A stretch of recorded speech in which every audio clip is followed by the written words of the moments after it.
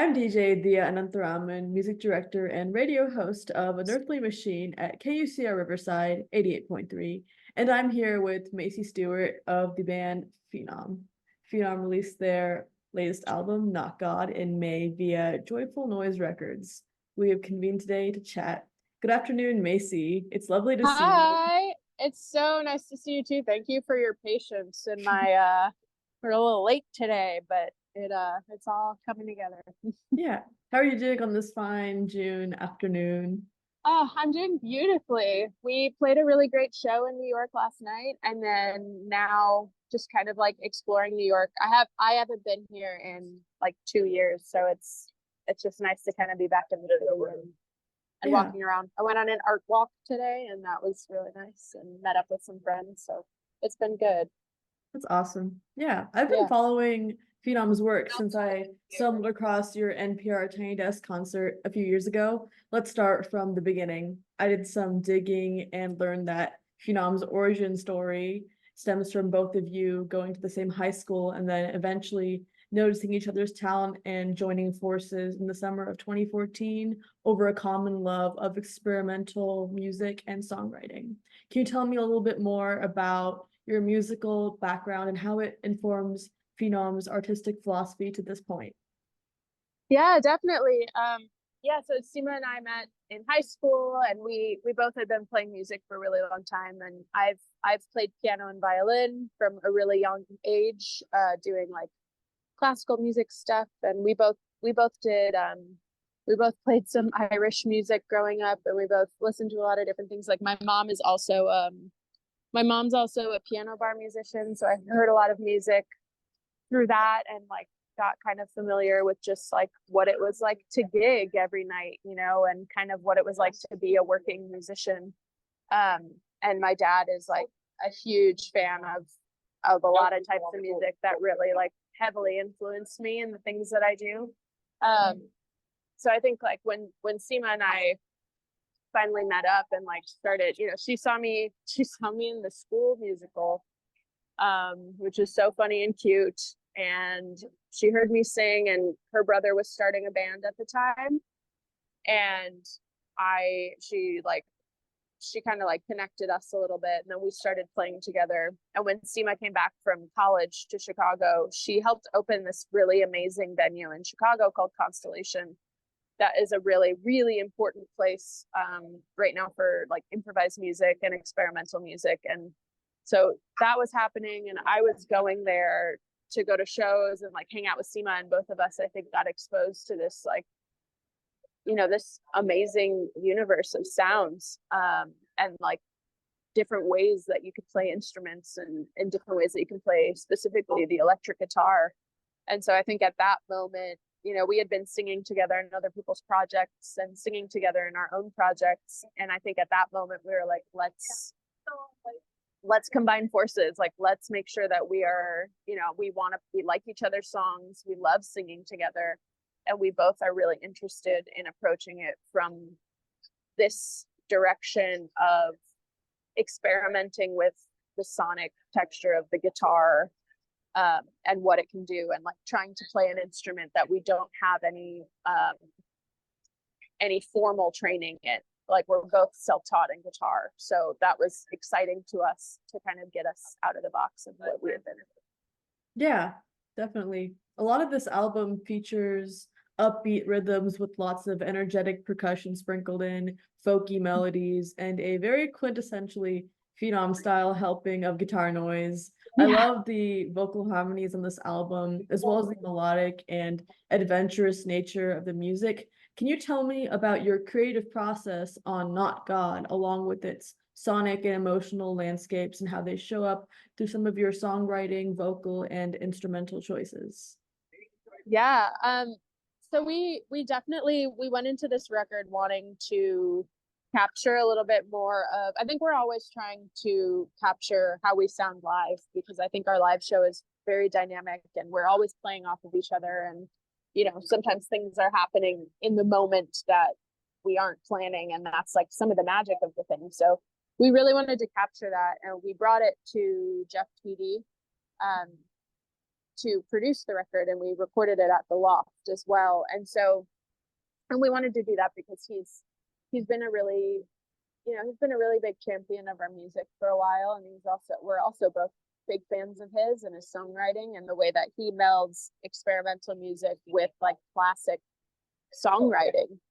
And that's something that we've always wanted to do too, is like, kind of approach songs, like keep songs at the core of what we're doing, but kind of exploring how far you can go with it. So I think a lot of the textures of the record are definitely because we brought it to the Loft and we're able to get some, really amazing drum sounds. They have incredible drum sounds there. Tom Schick is the engineer in-house, and he is amazing and gets some really great like textures in there. So we kind of like, I think a lot of our like thesis statement for the sounds of the record were like, okay, we have these songs and we want the songs to be at the center, we want them to be at the forefront. We want our songs to groove. And we also want each texture on the record to be really special and like capture us as a unit playing together.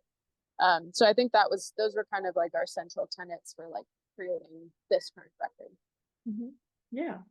So both of you have been involved in different areas of Chicago's music scene, whether it be through classical training, backing vocals, or collaborations with other artists. You've got some excellent past projects as a band with albums Parts and Fantasize Your Ghost, both of which I love.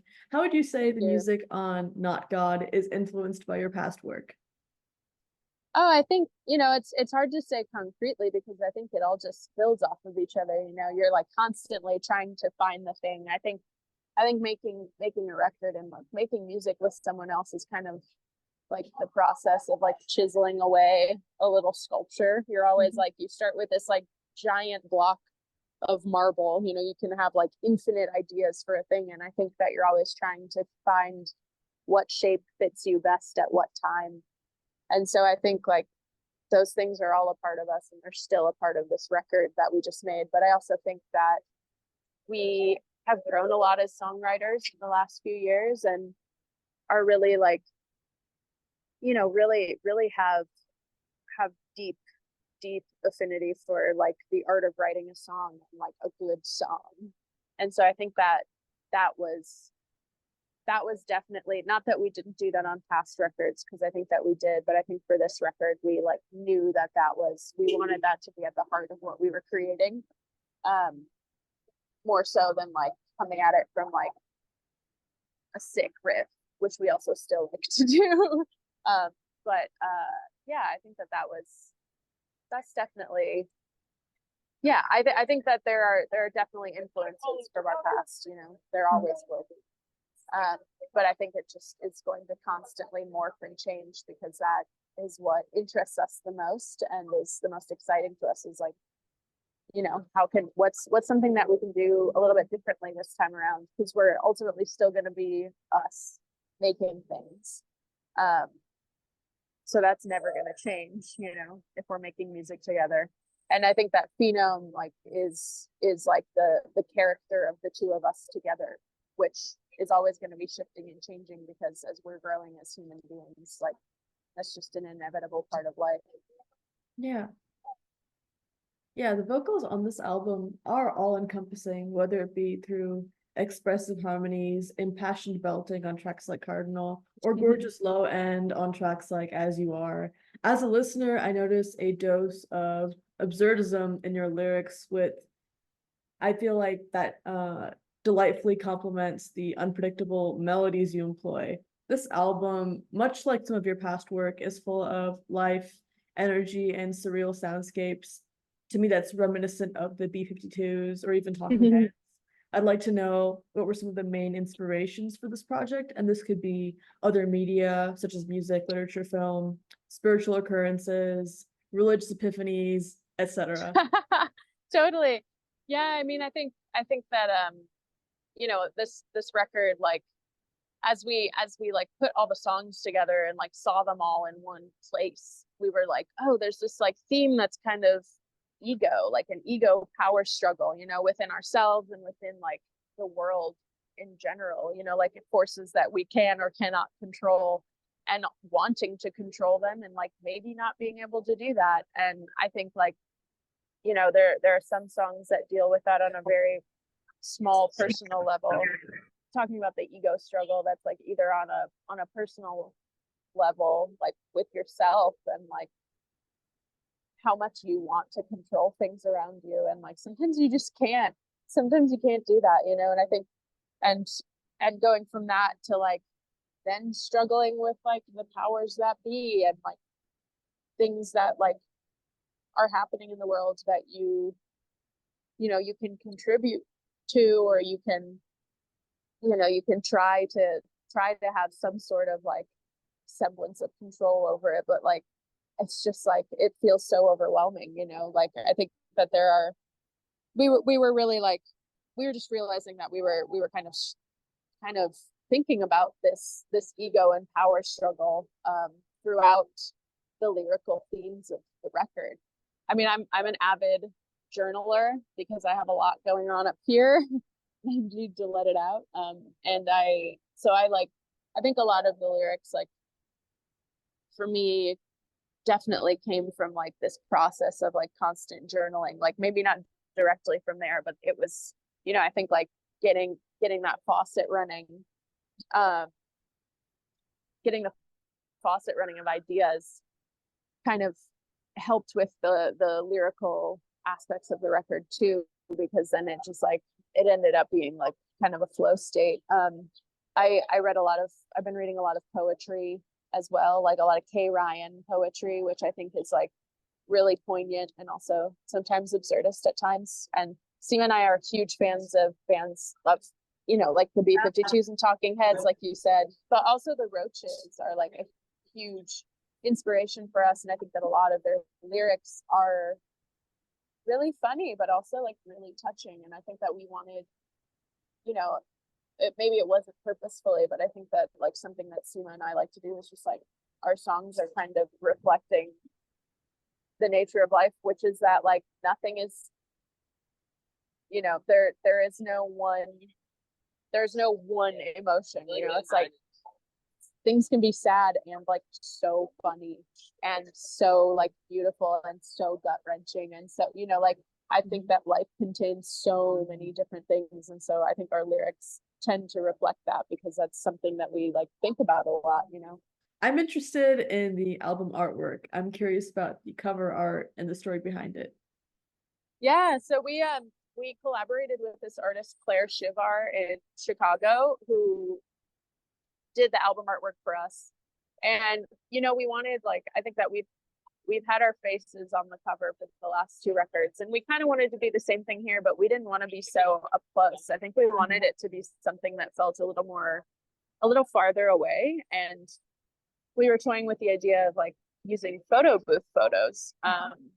And we went to this like great bar in Chicago called Rainbow that has a very legendary photo booth machine. It's like one of the last ones in Chicago that like actually uses real film photos.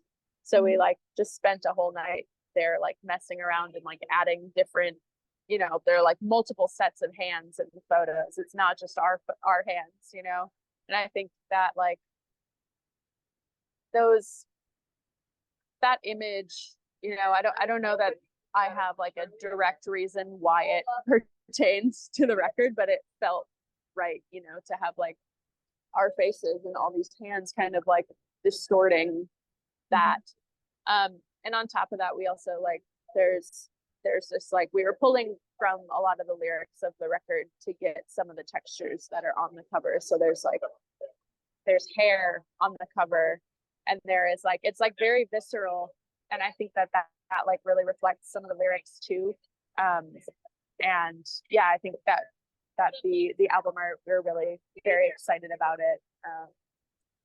And there's just one pop of red, Yeah. which I think was like kind of a recurring color that was happening throughout. Like, we, not that we mentioned the color red, but like cardinal, or like, you know, the emotion of anger too, I think like is represented by red sometimes, or like red red blood. Like, I think there's something really visceral about that color, and we wanted it to be like, we knew we wanted it to be black and white with this red accent. So Yeah. I'm also really interested in the music videos for this album. The video for Not God definitely plays off the surrealism we discussed earlier with the use of distorted TV screens and sci-fi-esque aesthetics. The boxing match video for Cyclops was super exciting and tongue-in-cheek. I had a great time watching that one. The video for As You Are is gorgeously shot and takes kind of a testament to friendship, and the video for Haircut takes a more absurdist approach to 60s hair and makeup. What stands out to me across videos is the theatrical sense of wonder and the handmade sci-fi direction and interpretive dance moves. Can you tell me a little bit more about the choices to include these visuals in your music videos and how they function in tandem with the album's themes?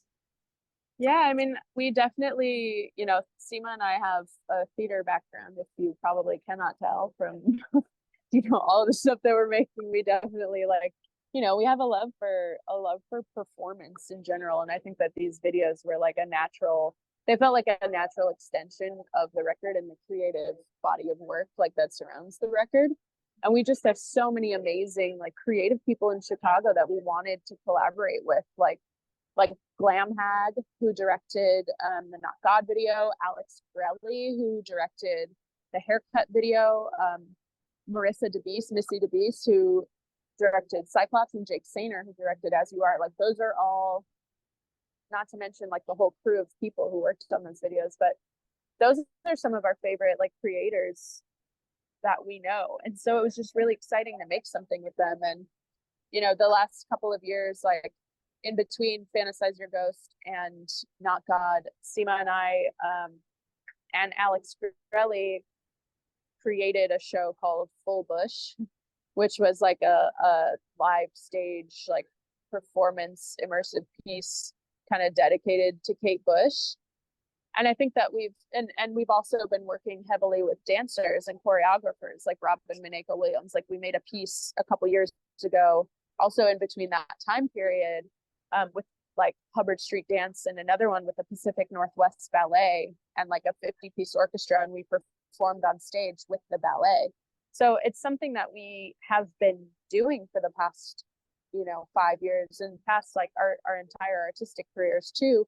And so it just felt why would we not include this very definite aspect of our creative collaboration in this record too. So I think making videos felt just a natural extension, and definitely a lot of our favorite musicians and just performance artists, I think Kate Bush obviously I already mentioned her, but huge inspiration, and her videos are incredible. Her entire artistic output, David Bowie, the B-52s too. There's whole worlds of creativity within the things that they create. And I think that we wanted to have a more holistic approach with combining performance and dance and video and music, and putting this all together to create a full thing, rather than having it be just kind of a one-sided thing, because it that feels right sometimes, but it didn't. I think for this project we were we had a whole world that we wanted to create. Yeah. Let's talk gear. What would you say was the most essential piece of gear to the particular sound of Not God? Sima used this bit crusher pedal. I honestly forget what the bit crusher was, but she used that on a lot of things on the record, and it was it's just such an amazing sound. It sounds like robot screaming. Oh yeah. And it's really good. And our friend Michael Patrick Avery makes these really beautiful handmade pedals, and that's what we're using on the road now to kind of recreate that sound. So yeah, that's one. I mean, my Electro Harmonics bass pedal is another one that could not live without that. And then we use this pedal called the Platform, which kind of sounds like a reverse string or ebow at times. So I think like those three are kind of like really central elements to this record. Yeah. Speaking of threes, if you were stranded on a desert island and could only take 3 pieces of gear with you, what would they be and why? My violin, Mhm. that's like a hands down. I need it because I can make any sound I want with it, and it feels like an extension of my body. Yeah, my violin. Probably just an acoustic guitar. Honestly, it's like all acoustic instruments. It would probably be violin, acoustic guitar, and does recording equipment count as a piece of gear? Sure. I guess it Yeah. doesn't matter because I'm on a desert island, so why would I need that? Piano, guitar, and violin. I would There you need go. those three. I don't need anything else beyond that. Mhm. Can make a lot of freaky noises with just those. Definitely. Thank you so much for chatting with me and Yeah, talking thank you. about Not God's process. It's just been really interesting to just hear about that as someone who's been following your work for a while. Yeah. Thank you. And thank you so much for the beautiful interview.